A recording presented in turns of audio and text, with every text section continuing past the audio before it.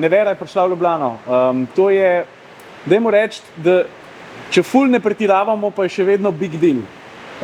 Da se v Ljubljano pripelje glavni testni pilot, ne bom niti rekel voznik, Miroslav Zrnčević je v avtomobilu vreden 2,5 milijona evrov, ki ima koliko smo rekli, 914 Na tablici konjev. piše, ja, 1914. Najhitrejši električni avto na svetu.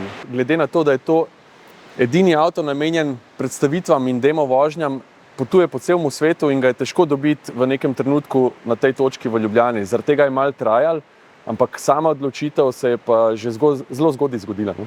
Pa ploščica ima not 10 narejen od 150, Ki jih bojo. ki jih bodo naredili. Danes je en tak tehnološki dan, ki v očeh, pa tudi srcu avtomobilskega novinarja prinese sonce, pa ne glede na to, tudi če prekle padajo dol. Se pravi, nikoli v zgodovini doslej tak športen avto ni pripeljal sonce na asfalt, ne? Dobesedno. Pa še eno stvar je treba poudariti, Hypercar GT, to pomeni, veš, da ta avto zna živeti tudi na pisti, dejansko je pa njegovo podvozje naštimano tako, da se lahko pelješ tudi čez celo Evropo, kar so mimogrede, pri Rimcu tudi naredili.